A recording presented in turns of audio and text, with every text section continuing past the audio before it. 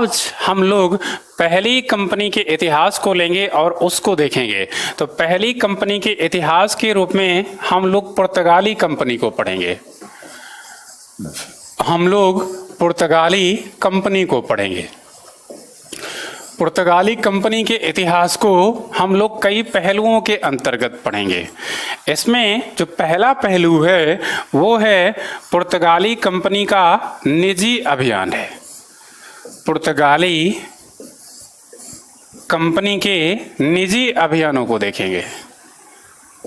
Company के निजी अभियानों को देखेंगे। निजी अभियान। इसके अलावा पुर्तगाली कंपनी के सरकारी अभियान को देखेंगे। दूसरे पहलू के अंतर्गत पुर्तगाली कंपनी के सरकारी अभियान को देखेंगे। सरकारी अभियान को देखेंगे या पुर्तगालियों के प्रमुख गवर्नर को देखेंगे। तीसरे पहलू के अंतर्गत हम लोग पुर्तगालियों की प्रमुख नीतियों को पढ़ेंगे। प्रमुख नीतियों को पढ़ेंगे। इसके बाद में चौथे पहलू के अंतर्गत पुर्तगालियों की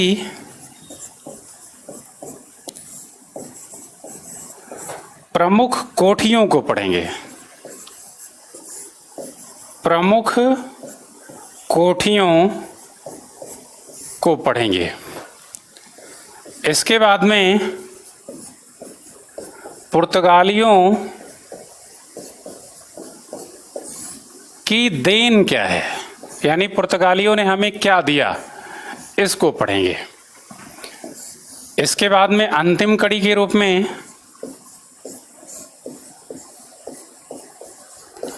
पुर्तगालियों के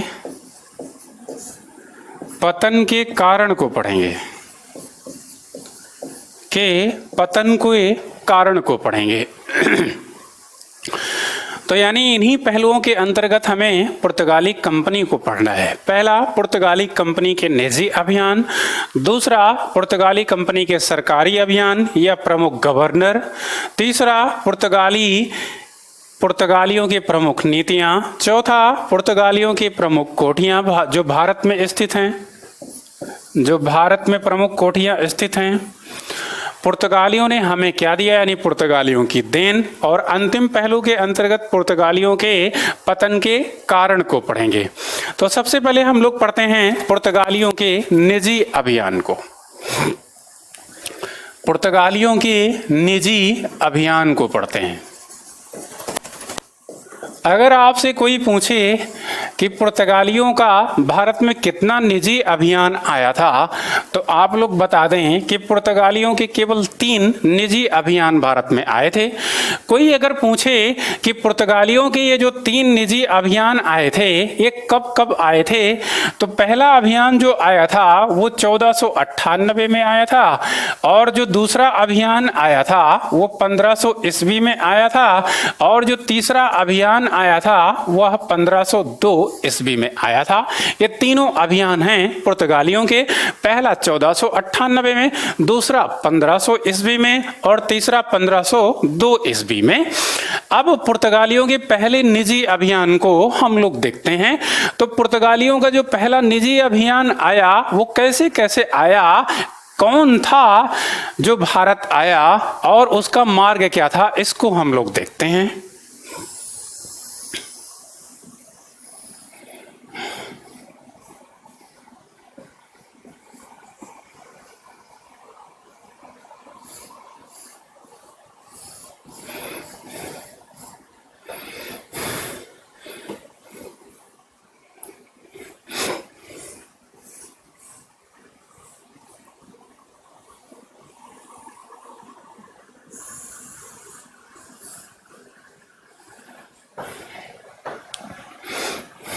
ठीक। तो ये आपको दक्षिण अफ्रीका महाद्वीप दिख रहा है, ये आपको भारत दिख रहा है, और इसके ऊपर का जो क्षेत्र आपको दिख रहा है ये यूरोप का दिख रहा है। और इसी यूरोप में एक देश है जिसका नाम है पुर्तगाल, और यहीं का एक निवासी है जिसका नाम है वास्को डिगामा, जिसका नाम है वास्को डिगामा। अब यह भारत आ रहा है, तो भारत किधर से आ रहा है? इधर से, यानी पश्चिमी अफ्रीका के पश्चिमी भाग से भारत आ रहा है। ये उत्तरी अमेरिका, ये दक्षिणी अमेरिका और अफ्रीका के बीच से आ रहा है। यहाँ पे पहुंचा तो यहाँ पे आप लोगों ने देखा होगा कि यहाँ पे उत्तमाशा अंतरीप है, उत्तमाशा अंतरीप है। यहाँ पहुंचा, यहाँ पहुंचने के बाद यहाँ पे आपको मेडागास्कर मिलेगा। मेडागास्कर पहुंचा कौन? यही वास्को डिगामा, और यहाँ से होके यह यहाँ पहुंचा। तो यह कौन सा क्षेत्र है? ये आप लोग देख रहे होंगे, तो ये भारत में स्थित मालाबार तट है, मालाबार तट है। और यह जो स्थिति है यह है केरल की है, यानी केरल राज्य है। और केरल राज्य में एक जिला है जिसका नाम है कालीकट, और कालीकट में ही एक बंदरगाह है जिसका नाम है कप्पकाडू। इसी कप्पकाडू नामक बंदरगाह पे अपना जहाजी बेड़ा इस वास्को डिगामा ने उतारा था। और इसके जहाजी बेड़े का नाम क्या था? इसके जहाजी बेड़े का नाम राफेल था, जो वर्तमान में बहुत प्रसिद्ध भी है। तो इसी कप्पकाडू नामक बंदरगाह पे जब ये पहुंचा तो यहाँ पे कप्पकाडू नामक बंदरगाह जो स्थित था वो कालीकट में स्थित था। और यह जो कालीकट था, इस कालीकट में एक हिंदू धर्मावलंबी शासक था। और यह जो हिंदू धर्मावलंबी शासक था, इसका नाम क्या था? हिंदू धर्मावलंबी शासक का इसका नाम था जमोरिन। जमोरिन इसकी उपाधि भी थी, और इसी उपाधि के नाम से ये बहुत ज्यादा प्रसिद्ध था। तो जब यह वास्को डिगामा यहाँ पे पहुंचा तो इस जमोरिन ने इसका फूल माला लेके स्वागत किया और अपने क्षेत्र से तमाम सारे व्यापार करने की छूट प्रदान की। अब जब वास्को डिगामा ने तमाम सारे मसाले के वस्तुओं को लिया और लेकर ये वापस पुर्तगाल गया, और इस मसाले का यात्रा भत्ता निकालने के बाद इसको पुर्तगाल में बेचा, तो बेचने के बाद इस वास्को डिगामा को 60 गुना ज्यादा लाभ प्राप्त हुआ था। कितना लाभ प्राप्त हुआ था? 60 गुना ज्यादा लाभ प्राप्त हुआ था। लेकिन यह जो पुर्तगाल से चलकर यहां पे पहुंचा था वास्को डिगामा, तो एक इतिहासकार हैं जिनका नाम है रामलखन शुक्ला, प्रोफेसर रामलखन शुक्ला। रामलखन शुक्ला ने कहा कि यहाँ जब वास्को डिगामा पहुंचा तो भारत और पुर्तगाल के बीच में एक नए युग का सूत्रपात हुआ। इन्होंने आगे बढ़ते हुए कहा कि भारत और पुर्तगाल के बीच में ही नहीं, यूरोप और एशिया के बीच में एक नए युग का सूत्रपात हुआ था। यह यहीं पर नहीं रुके, इन्होंने कहा कि यह जो अटलांटिक महासागर है, और यहां पे आप लोग देखेंगे तो यह जो अरब सागर का क्षेत्र है, इन्होंने कहा कि अटलांटिक महासागर और अरब सागर के बीच में एक नए युग का सूत्रपात हुआ था। रामलखन शुक्ला यहीं पर नहीं रुके, उन्होंने कहा जब वास्को डिगामा यहां पे पहुंचा तो यह उपनिवेशवाद की प्रारंभिक अवस्था थी। यह पहला जहाजी बेड़ा मैंने आपको बताया जो कि वास्को डिगामा के नेतृत्व में आया भारत। इसमें एक बात और जान लीजिए कि इस वास्को डिगामा को यहाँ पहुँचने में जो हेल्प की थी वो एक गुजराती नागरिक ने की थी जिसका नाम था अब्दुल मनीद, कहीं कहीं पर अब्दुल माजिद भी लिखा हुआ मिलता है। और ये जो अब्दुल मानिद या मजीद था यह गुजराती नागरिक था, इसी ने वास्को डिगामा को हेल्प प्रदान की थी।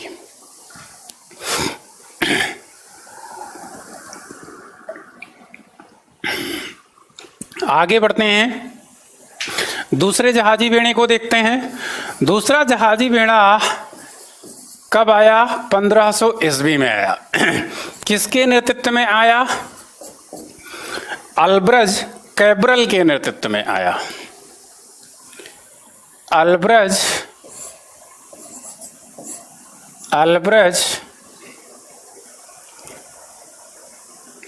कैब्रल के नेतृत्व में आया था। अल्ब्रज कैब्रल के नेतृत्व में आया था। इसको कुछ विशेष सफलता नहीं मिली और यह भी कालीकट ही आया था। यह भी कालीकट ही आया था। इसको कुछ विशेष सफलता इसलिए नहीं मिली क्योंकि यह जो कालीकट था, इस कालीकट में तमाम सारे अरबी व्यापारी थे। तो अरबी व्यापारियों ने वास्को डी गामा का विरोध किया था, लेकिन उसका नॉर्मल विरोध किया, जबकि इसका विरोध ज़्यादा किया। इसीलिए इसको कुछ विशेष सफलता हासिल नहीं हुई और ये लौट आया। इसके बाद में तीसरा निजी अभियान आ रहा है 1502 ईस्वी में पुर्तगालियों का, और इस बार इसका नेता कौन है? इसका नेता है वास्को डी गामा। यानी वास्को डी गामा दूसरी बार भारत आ रहा है 1502 ईस्वी में, और भारत आकर ये कोचीन पहुंचा। कहाँ पहुंचा? कोचीन पहुंचा। और इसी के प्रयासों द्वारा 1503 ईस्वी में पुर्तगालियों ने कोचीन में अपनी पहली कोठी स्टैब्लिश की। पहली कोठी स्टैब्लिश की या पहला ट्रेडिंग पॉइंट या व्यापारिक क्षेत्र स्थापित किया था। यह सफलता किसको मिली? वास्को डी गामा को। और यह है वापस पुर्तगाल लौट गया। ये तीनों निजी अभियान है पुर्तगालियों के। लेकिन इसमें एक बात और नोट में आप लोग जान लीजिए, जैसे हम लोग लास्ट में लिखते नहीं, नोट में इसको लिख लेते हैं जानने के लिए, कुछ विशेष बात है। तो यह है जो वास्को डी गामा था, यह है 1524 ईस्वी में तीसरी बार भी भारत आया था। कई बार, एक बार यूपीएससी में पूछा था कि कितनी बार आया, एक बार, दो बार या तीन बार। तो तीन बार भारत आया और तीसरी बार 1524 में आया। और 1524 में आके यह कहाँ गया? यह फिर कोचीन में गया। तीनों बार ये कोचीन में ही गया। और कोचीन में जब आया तो इसी समय इसको एक रोग हो गया था जिसका नाम था मलेरिया, और इसी मलेरिया के कारण इसी कोचीन में इसकी डेथ हो गई थी। डेथ होने के बावजूद भी यहाँ इसका टॉम्ब या मकबरा या समाधि नहीं बनी। इसकी जो समाधि आज भी है वह कहाँ पे है? वह है लिस्बन में। लिस्बन पुर्तगाल की राजधानी है। अब पुर्तगालियों के सरकारी अभियान को देखते हैं हम लोग। पुर्तगालियों के सरकारी अभियान को देखते हैं। सरकारी अभियान को देखते हैं तो आप लोगों ने देखा कि ये जो निजी बेड़े थे पुर्तगालियों के, इनको तमाम सारे लाभ प्राप्त हुए, और इस लाभ को पुर्तगाली सरकार ने बड़ी नज़दीकी से देखा। जब पुर्तगाली सरकार ने बड़ी नज़दीकी से देखा तो एक कंपनी की स्थापना की जिसका नाम था पुर्तगीज एस्तादो द इंडिया। ये पूछा भी है एक बार कि पुर्तगाली कंपनी जो भारत में आई उसका नाम क्या है, तो ध्यान रखिएगा इसको। इसकी स्थापना की और इसका जो कार्यकारी प्रमुख बनाया वो किसको बनाया? इस कंपनी का जो कार्यकारी प्रमुख होगा भारत में वो कौन होगा? वो गवर्नर होगा। इसी गवर्नर के अधीन इस कंपनी को भारत भेजा। अब इस गवर्नर को इस कंपनी के कई अधिकार प्राप्त थे। पहले तो इसे व्यापारिक अधिकार प्रदान थे, यानी व्यापार के अधिकार प्रदान थे। फिर बाद में इसे युद्ध करने के भी अधिकार दे दिए, और युद्ध करने के बाद में संधि प्रदान करने के भी अधिकार दे दिए थे। और इसको जो अधीनस्थ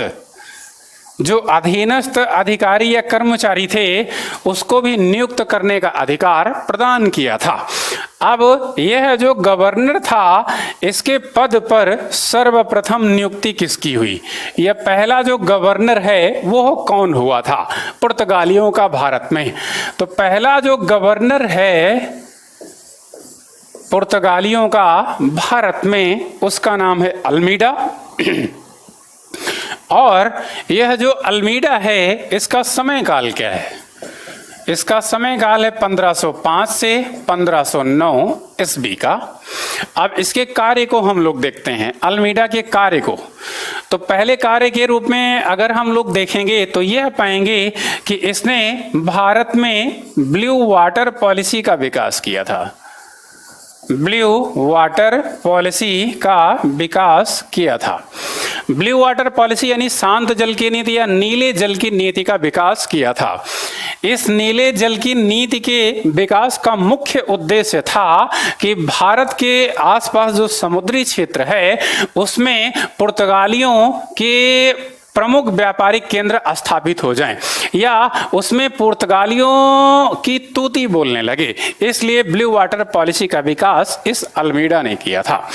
इसके अलावा अगर हम लोग देखें तो इस ब्लू वाटर पॉलिसी के विकास में इसके सामने तमाम अड़चन आई और अड़चन के रूप में अगर हम लोग देखें तो एक जो सबसे बड़ी अड़चन के रूप में आई वो युद्ध के अड़चन के रूप में आई और अब पुर्तगालियों का एक युद्ध हो रहा है और यह युद्ध जो है इसको हम लोग इतिहास में चौल के युद्ध के नाम से जानते हैं।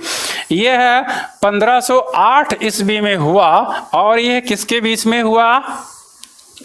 यह है अल्मीडा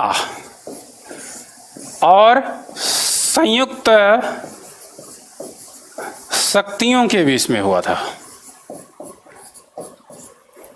संयुक्त शक्तियों के बीच में हुआ था। इसमें जो संयुक्त शक्तियां हैं वो कौन सी हैं? संयुक्त शक्तियां हैं, संयुक्त शक्तियों के बीच में हुआ था।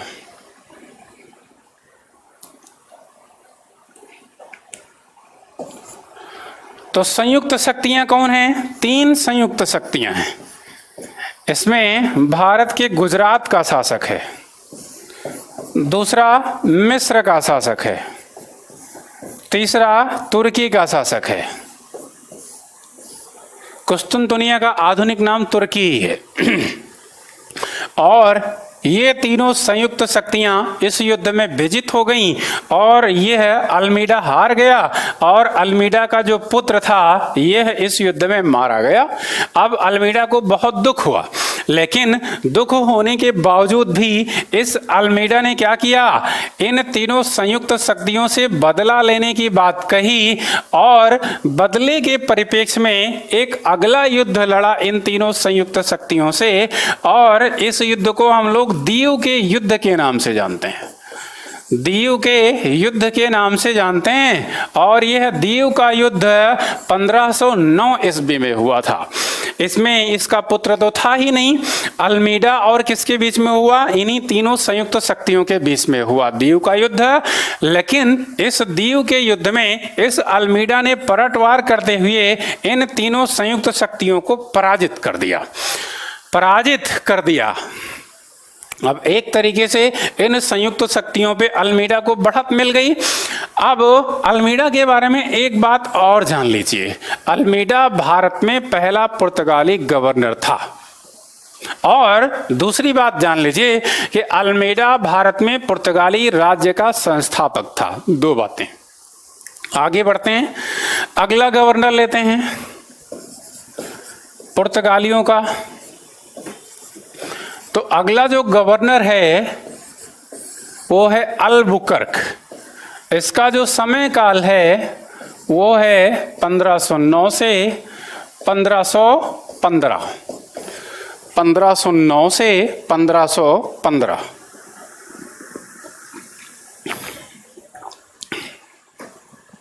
आइए देखते हैं इसने क्या कार्य किया। तो ये जो अल्बुकर्क है ये है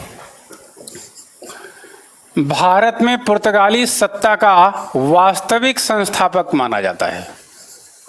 वास्तविक संस्थापक माना जाता है इसी अल्बुकर्क को। इसने और क्या कार्य किए थे? इसने गोवा के क्षेत्र में सती प्रथा पर बैन लगा दिया था। आप लोगों को पता होगा कि भारत में प्राचीन काल से ही सती प्रथा का प्रचलन था और सती प्रथा का जो पहला अभिलेखीय साक्ष्य मिला है वो है एरण का अभिलेख। एरण का अभिलेख 510 ईस्वी का है और 510 ईस्वी से ही माना गया कि मुख्य रूप से भारत में सती प्रथा का प्रचलन शुरू हुआ था, क्योंकि यह अभिलेखीय साक्ष्य था। इसके बाद में भारत में सती प्रथा व्यापक रूप से प्रचलित रही, लेकिन मध्यकाल में और आधुनिक भारत में इस सती प्रथा की रोकथाम के लिए तमाम सारे शासकों ने तमाम सारे उपाय किए थे। इसमें अगर मध्यकाल में हम लोग देखेंगे तो मोहम्मद बिन तुगलक ने सती प्रथा को दिल्ली सल्तनत में बंद करने का काम किया था।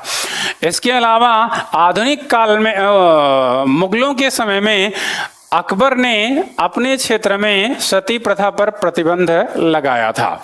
इसके बाद में आधुनिक भारत में गोवा के क्षेत्र में सर्वप्रथम सती प्रथा पर प्रतिबंध इसी ने लगाया था। इसके बाद में अंग्रेजों का एक गवर्नर था जिसका नाम था विलियम बेंटिंग। विलियम बेंटिंग ने नियम 17 के तहत वर्ष 1829 ईस्वी में सती प्रथा को बंगाल प्रेसिडेंसी में प्रतिबंधित कर दिया था और इसमें सहायता की थी इसकी भारत के प्रसिद्ध सामाजिक धार्मिक नेता राजा राममोहन राय ने। इसके बाद में 1830 ईस्वी में बंबई एवं मद्रास प्रेसिडेंसी में सती प्रथा पे बैन लगाया गया था।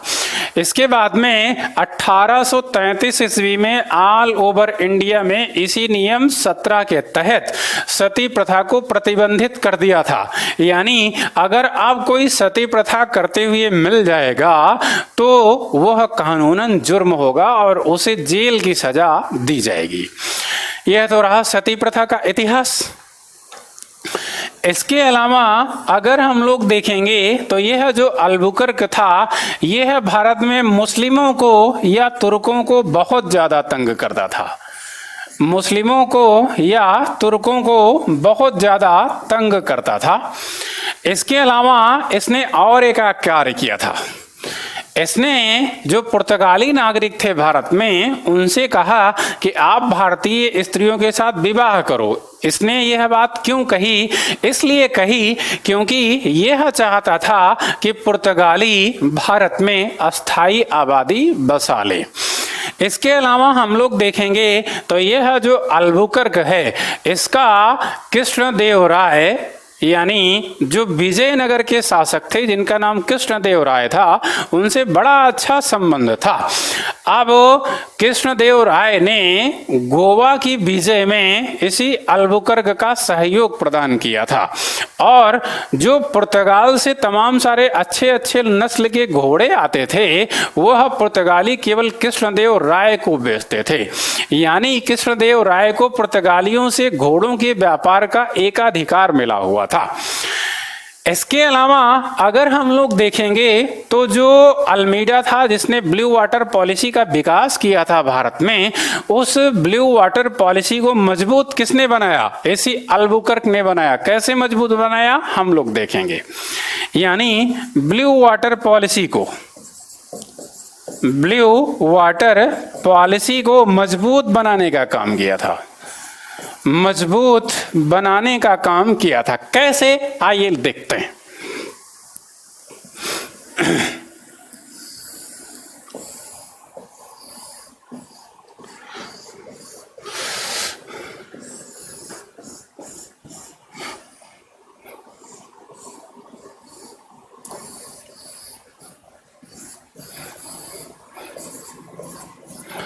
यहाँ पे एक बहुत बड़ी व्यापारिक मंडी है जिसका नाम है मलक्का।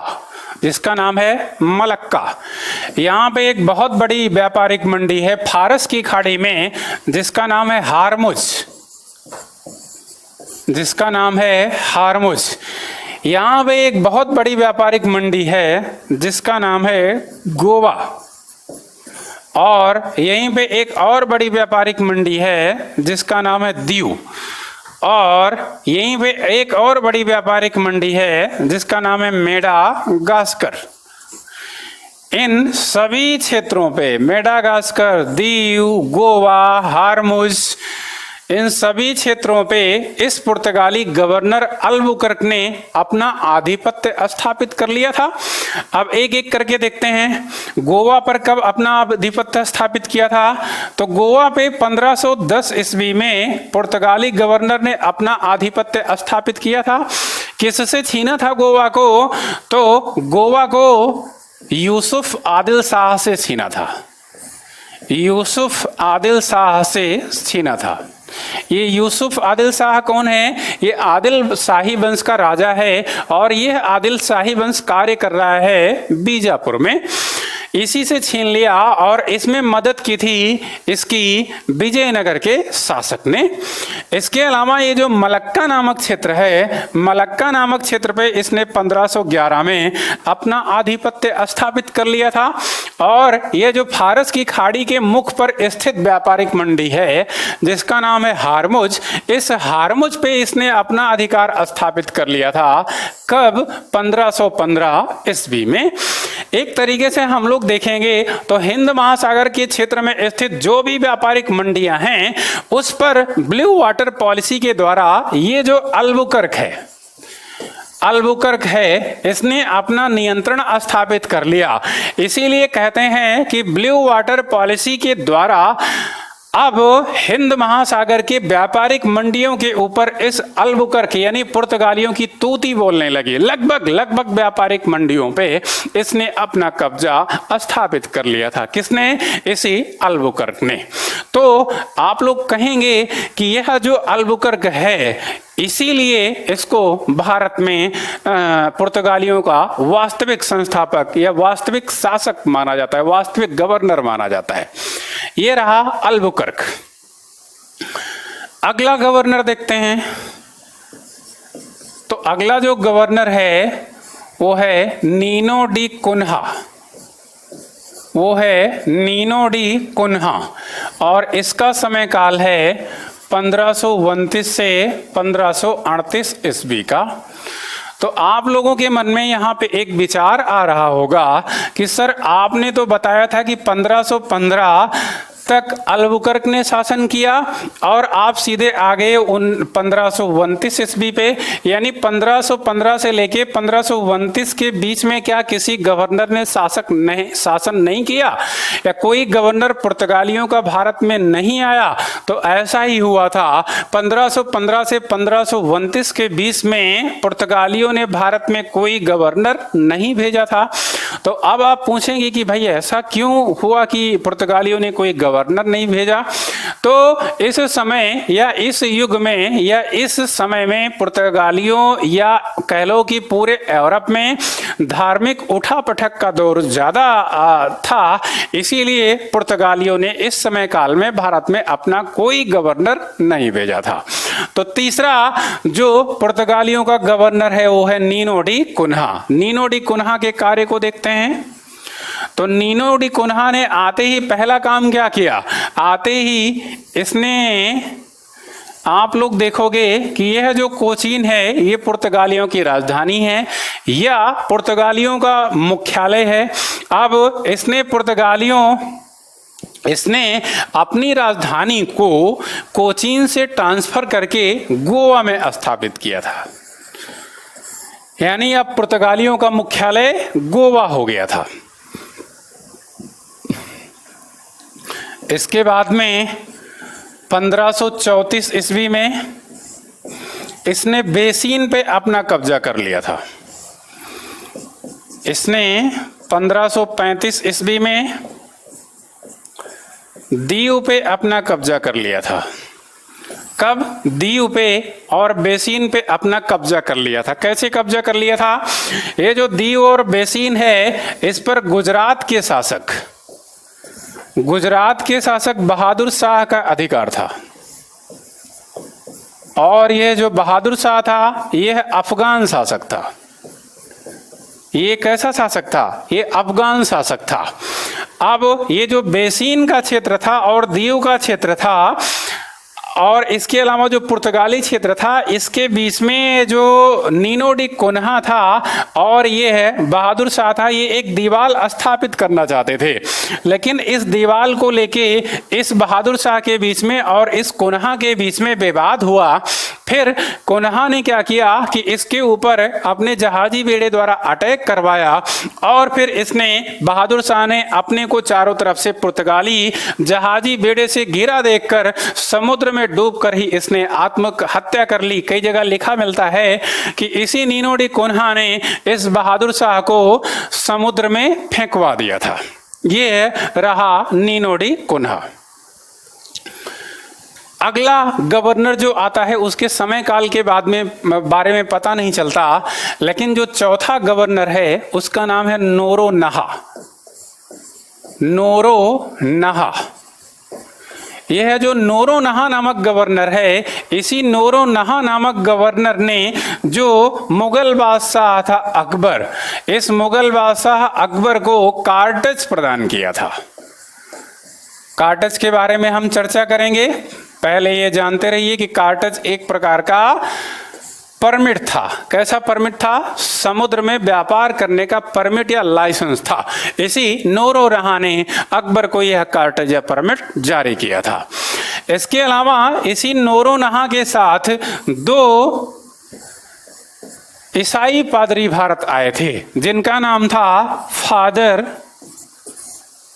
एक्वावीवा और दूसरे का नाम था फादर मानसरात।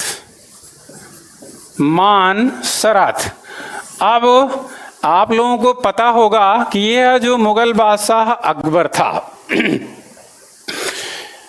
इसने वर्ष 1575 ईस्वी में फतेहपुर सीकरी में एक इबादत खाने की स्थापना करवाई थी। और आप लोगों को पता होगा कि प्रारंभ में उस इबादत खाने को इस अकबर ने मुस्लिम धर्मावलंबियों के लिए खोला था, लेकिन 1579 ईस्वी में इस इबादत खाने को सभी के लिए खोल दिया था। सभी के धर्म के लोग इसमें आते थे और अपने धर्म से संबंधित चर्चा किया करते थे। तो अकबर भी इसी में चर्चा परिचर्चा में भाग लेता था कभी कभी। तो अकबर बड़ा चालाक आदमी था, वो सभी धर्म के विशेष लोगों को बुलाता था और बुलाने के बाद में सभी धर्म के विशेष लोगों से उनके धर्म की अच्छी अच्छी चीजों को जान लेता था।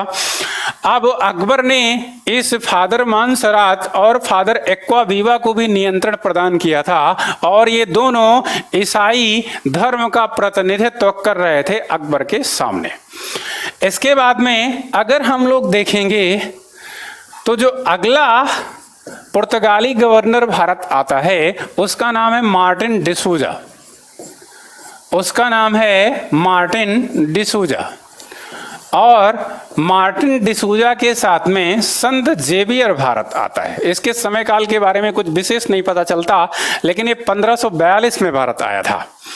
संत जेवियर भारत आया था।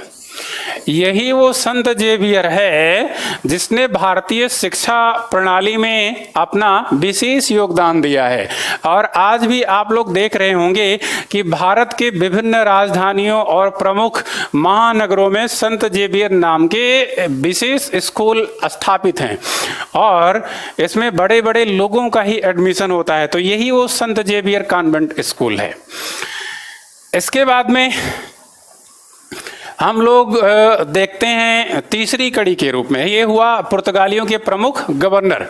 अब तीसरी कड़ी के रूप में हम लोग देखते हैं कि जो पुर्तगालियों की भारत में नीतियां थी उसको देख लेते हैं। पुर्तगालियों की नीतियां, पुर्तगालियों की नीतियां क्या थी? नीति तो पुर्तगालियों ने भारत में 3 नीति का प्रतिपादन किया था। कुल कितनी नीति का? 3 नीति का प्रतिपादन किया था। पहली जो नीति थी उसको हम लोग ब्लू वाटर पॉलिसी के नाम से जानते हैं। ब्लू वाटर पॉलिसी के नाम से जानते हैं। भारत में इस नीति का विकास आप लोगों को पता होगा कि अल्मीडा ने किया था। और इसको मजबूती किसने प्रदान की थी? इसको मजबूती अल्बुकर्क ने प्रदान की थी। इसी नीति के द्वारा पूरे हिंद महासागर के व्यापार को पुर्तगालियों ने अपने हाथ में ले लिया था। यानी हिंद महासागर के व्यापार के नियंत्रण की यह नीति थी, ब्लू वाटर पॉलिसी। इसके बाद में जब हिंद महासागर के व्यापार पर या प्रमुख व्यापारिक कोठियों पर अपना नियंत्रण स्थापित कर लिया तो इन पुर्तगालियों ने दूसरी नीति का प्रतिपादन किया। इस दूसरी नीति को हम लोग कार्टज के नाम से जानते हैं या परमिट के नाम से जानते हैं, और सरल अर्थों में इसे हम लोग लाइसेंस के नाम से जानते हैं। और पुर्तगाली यह लाइसेंस जारी करते थे अपने गोवा नामक मुख्यालय से। अब ये परमिट या लाइसेंस या कार्टज की नीति क्या है? जब पुर्तगालियों ने हिंद महासागर की प्रमुख व्यापारिक मंडियों पर अपना नियंत्रण स्थापित कर लिया तो अब अगर कोई भी व्यापारी इस क्षेत्र में व्यापार करने आएगा तो उसे गोवा मुख्यालय से पुर्तगालियों से लाइसेंस या परमिट या कार्टज लेना पड़ेगा, और परमिट या कार्टज शुल्क चुका कर लेना पड़ेगा, निःशुल्क नहीं था। अब यह जो परमिट था वो मुगल बादशाह को भी लेना पड़ा था, पुर्तगालियों की नौसैनिक शक्ति इतनी मजबूत थी। तो अब जब पुर्तगालियों ने ये लाइसेंस और परमिट की नीति की व्यवस्था जारी कर दी तो जारी करने के बाद में एक अगली नीति पुर्तगालियों ने लाई जिसको आर्मेडा की नीति के नाम से जानते हैं। आर्मेडा की नीति के नाम से जानते हैं। आर्मेडा एक सैनिक उपाधि है और सैनिक उपाधि के होने के साथ में यह जो आर्मेडा था यह तमाम सारे सैनिकों का एक समूह होता था, या कह लो कि आर्मेडा एक जहाजी बेड़ा होता था। तो अब हिंद महासागर के क्षेत्र में जो भी व्यापारी व्यापार करने के लिए आते थे जिनको लाइसेंस मिली होती थी वह उन जहाजी बेड़ों को यह आर्मेडा का सैनिक बेड़ा सुरक्षा प्रदान करता था। सुरक्षा प्रदान करता था। क्यों सुरक्षा प्रदान करता था? क्योंकि समुद्र के क्षेत्र में तमाम सारे समुद्री लुटेरे होते थे, तो उन व्यापारियों को वो समुद्री लुटेरे लूट ना लें, इसलिए आर्मेडा का एक जहाजी बेड़ा उस व्यापारी जहाज के पीछे लगा होता था। इसके अलावा ये जहाजी बेड़ा क्यों लगा होता था? इसके अलावा इन पुर्तगालियों को यह भी जानना था कि आखिर जो व्यापारी आ रहे हैं कहीं वो अनैतिक व्यापार तो नहीं कर रहे हैं, कहीं वो गलत व्यापार तो नहीं कर रहे हैं, इसलिए भी आर्मेडा की नीति का विकास किया था। आगे देखते हैं हम लोग पुर्तगालियों की प्रमुख कोठियां, ट्रेडिंग पॉइंट। पुर्तगालियों की प्रमुख कोठियां, प्रमुख कोठियां।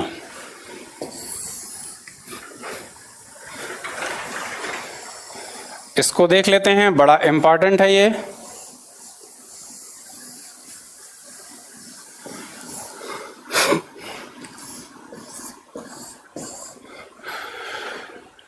तो यहां पे सूरत है। सूरत में पुर्तगालियों ने अपनी कोठी स्थापित की थी। यहां पे आपको दिख रहा होगा मुंबई, यहां पे भी पुर्तगालियों ने अपनी कोठी स्थापित की थी। यहां पे गोवा दिख रहा होगा, यहां पे भी स्थापित की थी। यहां पे दीव दिख रहा है, दीव में भी अपनी कोठी स्थापित की थी। यहां पे कोचीन दिख रहा है आपको, कोचीन केरल में है, यहां पे भी स्थापित की थी। एक और कोठी स्थापित की थी पुर्तगालियों ने, और इस कोठी का नाम था कन्नूर। इसके अलावा यहाँ पे तमिलनाडु में सेंट टोमे में भी एक कोठी स्थापित की थी। सेंट टोमे में भी तमिलनाडु में एक कोठी स्थापित की थी। यह जो बंगाल का क्षेत्र दिख रहा है, बंगाल की हुंगली में भी पुर्तगालियों ने अपनी एक कोठी स्थापित की थी। हुंगली के अलावा बंगाल के चटगांव में भी पुर्तगालियों ने अपनी एक कोठी की स्थापना की थी। लेकिन पुर्तगालियों ने अपनी सबसे पहली कोठी भारत में कोचीन में स्थापित की थी 1503 में। उसके बाद में दूसरी कोठी कन्नूर में 1505 ईस्वी में स्थापित की थी। इसके अलावा मुंबई के इतिहास को देखते हैं। मुंबई में पहले पुर्तगाली कंपनी का राज था, लेकिन आप लोगों को यह पता होगा कि एक पुर्तगाली राजकुमारी थी जिनका नाम था कैथरीन। इन्हीं कैथरीन का विवाह किससे हुआ था? इंग्लैंड के राजा चार्ल्स द्वितीय से हुआ था, या प्रिंस चार्ल्स द्वितीय से हुआ था। क्या हुआ था? इन दोनों का विवाह हुआ था। और इसी समय पुर्तगाली राजकुमारी की तरफ से चार्ल्स द्वितीय को मुंबई दहेज के रूप में मिला था। तो कब मिला था? 1661 में मिला था। 1661 में यह मुंबई चार्ल्स द्वितीय के पास आ गया, इंग्लैंड के पास आ गया। अब 1668 ईस्वी में इसी मुंबई को प्रिंस चार्ल्स ने ईस्ट इंडिया कंपनी को 10 पाउंड वार्षिक लेकर दे दिया था व्यापार करने के लिए। कितना लिया था? केवल 10 पाउंड वार्षिक लेकर ईस्ट इंडिया कंपनी को किराए पर दे दिया था चार्ल्स द्वितीय ने 1668 ईस्वी में। यह जो हुंगली था, यह एक तरीके से पुर्तगालियों की कंपनी थी ये, लेकिन पुर्तगालियों के लूट मार का केंद्र था, गढ़ था। तो ये रही पुर्तगालियों की प्रमुख प्रमुख कोठियां। आगे बढ़ते हैं हम लोग और देखते हैं पुर्तगालियों की प्रमुख देन क्या रही थी। पुर्तगालियों की प्रमुख देन, पुर्तगालियों की प्रमुख देन क्या रही? पुर्तगालियों ने हमें क्या क्या दिया था? तो पुर्तगालियों ने हमें आलू दिया था, पुर्तगालियों ने हमें टमाटर दिया था, ध्यान देना आप लोग। पुर्तगालियों ने हमें काजू दिया था, कितनी अच्छी अच्छी चीज़ें। पुर्तगालियों ने ही हमें बादाम दिया था, पुर्तगालियों ने ही हमें अनानास दिया था, पुर्तगालियों ने ही हमें संतरा दिया था, पुर्तगालियों ने ही हमें लीची दिया था, और पुर्तगालियों ने 3 महत्वपूर्ण चीज़ें हमें दी थी जो बार बार पूछा जाता है। नंबर 1 मूंगफली, नंबर 1 मूंगफली, इन्हीं तीनों को याद रखना। नंबर 2 तंबाकू, नंबर 2 तंबाकू, और नंबर 3 मक्का। ठीक। इसके अलावा पुर्तगालियों ने हमें कलम पद्धति दी थी, और इसी कलम पद्धति का विकास सर्वप्रथम आम के क्षेत्र में हुआ था। इसी पद्धति के द्वारा अल्फांसो नामक आम का विकास भारत में पुर्तगालियों ने किया था। इसी पद्धति के द्वारा आवर लेडी नामक आम का विकास पुर्तगालियों ने किया था। अगर इसी पद्धति के द्वारा हम लोग देखें तो जुआनी परेरा नामक आम का विकास पुर्तगालियों ने किया था। ये 2 बातें यहाँ पे देखी, खास करके फसलों के बारे में हम लोगों ने। आगे बढ़ते हैं। अब पुर्तगालियों ने गोवा क्षेत्र में क्या किया था? पुर्तगालियों ने गोवा के क्षेत्र में सती प्रथा को प्रतिबंधित किया था। इसी गोवा क्षेत्र में पुर्तगालियों ने ईसाई न्यायालय की स्थापना की थी। इसी गोवा के क्षेत्र में पुर्तगालियों ने पहला प्रिंटिंग प्रेस स्थापित किया था। पहला प्रिंटिंग प्रेस स्थापित किया था। यह जो प्रिंटिंग प्रेस की खोज है, यह 1540 ईस्वी में हुई थी, और इसको खोजा था किसने? इसको खोजा था गुटेनबर्ग ने। यह जो गुटेनबर्ग था, यह जर्मनी का नागरिक था, और भारत में पहला प्रिंटिंग प्रेस गोवा में 1556 ईस्वी में लगाया गया था। इसी प्रिंटिंग प्रेस के अधीन पहली पुस्तक का अनुवाद किया गया था और उस पहली पुस्तक का नाम था बाइबल। इसी प्रिंटिंग प्रेस के अधीन दूसरी पुस्तक का अनुवाद किया गया था जिसका नाम था कुरान। तो यह भी पुर्तगालियों की एक महत्वपूर्ण देन है, इसको याद रखना। इसके अलावा और पुर्तगालियों ने हमें क्या दिया था? तो पुर्तगालियों ने ही हमें यांत्रिक घड़ी दी थी और पुर्तगालियों ने हमें यह यांत्रिक घड़ी 1560 ईस्वी में दी थी। वर्ष 1996 के आईएएस में ये क्वेश्चन पूछा है कि हमें यांत्रिक घड़ी किसने दिया और किस शताब्दी में दिया। तो यांत्रिक घड़ी को अगर हम लोग देखेंगे तो हमें पुर्तगालियों ने दिया, और किस शताब्दी में दिया है? कौन सी शताब्दी चल रही है? 16वीं शताब्दी चल रही है, 16वीं सदी चल रही है। ऐसे ही विकल्प करके दिया था, पुर्तगाली 16वीं शताब्दी, अंग्रेज 17वीं शताब्दी, फ्रांसीसी 18वीं शताब्दी, डच 17वीं शताब्दी, ऐसे विकल्प में दिया हुआ था। और इसी क्वेश्चन को मुझे लगता है 2006 में दोबारा रिवाइज किया था कमीशन ने। तो ये महत्वपूर्ण है। यांत्रिक घड़ी किसने दिया? पुर्तगालियों ने दिया। और क्या दिया हमें पुर्तगालियों ने? पुर्तगालियों ने हमें यूरोपीय पहनावा दिया, यूरोपीय वेशभूषा भी दी। और हमें क्या दिया? यूरोपियों ने हमें गोथिक शैली दी, यूरोपियों ने हमें गोथिक शैली दी। ये जो गोथिक स्टाइल है, ये कैसी स्टाइल है? यह स्थापत्य की शैली है। जो गोथिक शैली है ये है स्थापत्य की शैली है। गोथिक शैली स्थापत्य की शैली है। अब इसी के द्वारा आप लोग देख रहे होंगे कि इंडो मुगल स्थापत्य शैली के बाद में भारत में तमाम सारे स्मारकों या बड़े बड़े भवनों का निर्माण किया गया था।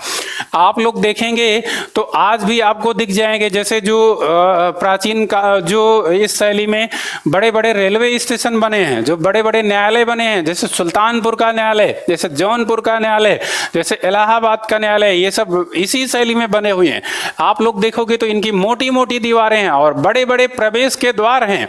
और इसी शैली को बाद में हम लोग इंडो विक्टोरियन शैली के नाम से जानते हैं। जब अंग्रेजों ने इस शैली के अधीन अपना निर्माण कार्य शुरू किया था तो इसी गोथिक शैली को भारत में हम इंडो विक्टोरियन शैली के नाम से जानते हैं। इंडो विक्टोरियन शैली में तमाम सारे निर्माण भारत में किए गए, जैसे भारत में राष्ट्रपति भवन, भारत में कनॉट पैलेस या सीपी का निर्माण कार्य, चंडीगढ़ का स्थापत्य, ये सब इसी शैली में हुए हैं। संसद भवन का निर्माण कार्य, ये सब इसी शैली में, इंडो गोथिक शैली में या इंडो विक्टोरियन शैली में ही हुए। आगे बढ़ते हैं तो पुर्तगालियों ने हमें और क्या दिया? तो पुर्तगालियों ने हमें एक सोने का सिक्का दिया था जिसको हम लोग क्रूजेडो के नाम से जानते हैं। किसके नाम से जानते हैं? क्रूजेडो। तो आपसे पूछ सकता है कि क्रूजेडो किसका सोने का सिक्का था? पुर्तगालियों का, अंग्रेजों का, फ्रांसीसियों का या डचों का? तो ये पुर्तगालियों का था। एक और सोने का सिक्का पुर्तगालियों ने दिया था जिसका नाम है रेस। दो सोने के सिक्के के बारे में हमें पता चलते हैं पुर्तगालियों के, एक क्रूजेडो और दूसरा रेस। इसके बाद में अगर हम लोग देखें तो पुर्तगालियों ने और क्या दिया? तो पुर्तगालियों ने जो भारत में व्यापार करने आए थे, इस व्यापार में राजनीति ला दी थी। इस व्यापार में क्या कर दिया था? राजनीति फैला दी थी। ये पुर्तगालियों की ही देन है। और भारत में उपनिवेशवाद के युग को प्रारंभ इन्हीं पुर्तगालियों ने किया था। आगे बढ़ते हैं और हम लोग देखते हैं पुर्तगालियों के पतन के कारण। अंतिम कड़ी, पुर्तगालियों के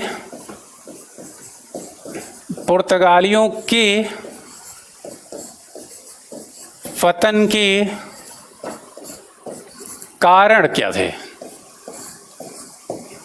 पुर्तगालियों के पतन के कारण क्या थे? तो पहला कारण पुर्तगालियों का कमजोर नौसेना।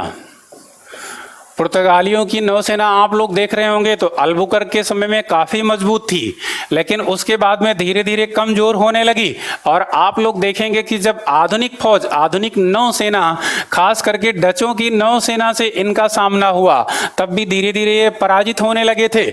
और इसके बाद में आप लोग देखेंगे तो जब अंग्रेजों की काफी प्रशिक्षित और आधुनिक नौसेना से इनका सामना हुआ तो ये है हार गए। तो यानी अंग्रेजों और डचों की जो नौसेना थी वो काफी प्रशिक्षित थी, वो काफी आधुनिक थी, काफी आधुनिक हथियारों से लैस थी। तो जब इनका सामना हुआ इन सेना से तो कहीं ना कहीं ये जो पुर्तगाली थे ये पतन के गर्त में समा गए। हालांकि पुर्तगालियों को पतन के गर्त में पहुंचाने का केवल एक ही कारण नहीं था, बल्कि अनेक कारण थे। तो दूसरे कारण के रूप में हम लोग देखते हैं, दूसरे कारण के रूप में हम लोग देखेंगे तो पुर्तगालियों की असहिष्णुता की नीति आएगी। असहिष्णुता की नीति आएगी। असहिष्णुता की नीति को ही हम लोग पुर्तगालियों की धार्मिक कट्टरता की नीति के नाम से भी जानते हैं। पुर्तगालियों ने क्या किया था कि गोवा के क्षेत्र में जो तमाम सारे मंदिर और मस्जिद स्थित थे, इन मंदिरों और मस्जिदों को तोड़वा दिया और इसके स्थान पे क्या स्थापित करवाया? इसके स्थान पे कैथोलिक चर्चों का निर्माण करवाया। इससे जो गोवा का क्षेत्र था, कहीं ना कहीं गोवा के क्षेत्रों के लोगों के मन में ईसाइयों ने अपनी भावना का विकास नहीं कर पाए ईसाई। फलतः जब ऐसा काम नहीं हुआ तो धीरे धीरे यहाँ के लोग भी गोवा से पुर्तगालियों को निकालने में लग गए। इसके बाद में तीसरा कारण क्या है? मुगल शासकों का प्रतिरोध। मुगल शासकों ने भी समय समय पर पुर्तगालियों का प्रतिरोध किया था, इसलिए भी मुगल साम्राज्य का पतन हुआ था। जो पहला प्रतिरोध किया था वह 1611 ईस्वी में किया था। 1611 ईस्वी में एक क्षेत्र है जो गुजरात में स्थित है जिसका नाम है स्वाली। जो स्वाली है वो एक विलेज के रूप में है, एक गांव के रूप में है। और इसी स्वाली में अंग्रेजों एवं पुर्तगालियों के बीच में 1611 में एक युद्ध हुआ था। इसी युद्ध को हम लोग स्वाली के युद्ध के नाम से जानते हैं। तो स्वाली गुजरात में सूरत के पास स्थित है, सूरत से करीब 7-8 किलोमीटर दूर स्थित है। तो यहीं पे अंग्रेजों ने पुर्तगालियों के एक जहाजी बेड़े को पराजित किया और इसका समर्थन कहीं ना कहीं इस समय के मुगल बादशाह जहांगीर को भी था। अब उस जहाजी बेड़े को पुर्तगालियों से छीन कर अंग्रेजों ने सौंप दिया जहांगीर को। अब जहांगीर इस समय अंग्रेजों से प्रसन्न हो गया और प्रसन्न होने के बाद में भारत के मसूलीपट्टम या मछलीपट्टम में एक कोठी स्थापित करने की आज्ञा प्रदान की थी। और मछलीपट्टम कहां पे स्थित है? आंध्र प्रदेश में स्थित है, भारत के पूर्वी तट पर स्थित है। इसके अलावा आप लोग देखेंगे तो मुगल शासकों ने जो दोबारा प्रतिरोध किया था वो शाहजहां के समय में पुर्तगालियों का किया था। यह जो हुंगली नामक पुर्तगालियों की व्यापारिक कोठी थी, इस क्षेत्र में पुर्तगालियों ने काफी लूटमार मचाई हुई थी। और इस क्षेत्र में शाहजहां का जो सूबेदार था वो कासिम खां था। तो शाहजहां ने कासिम खां को आदेश दिया कि पुर्तगालियों को हुंगली से भगा दो। तो ऐसे में पुर्तगालियों को हुंगली से कासिम खां ने भगा दिया था, लेकिन बाद में माफ कर दिया था। फिर वहां पे पुर्तगाली पहुंच गए थे, लेकिन फिर भी कहीं ना कहीं पुर्तगालियों के पतन में मुगल शासकों के प्रतिरोध की बात भी सामने आई है। चौथी बात, पुर्तगालियों की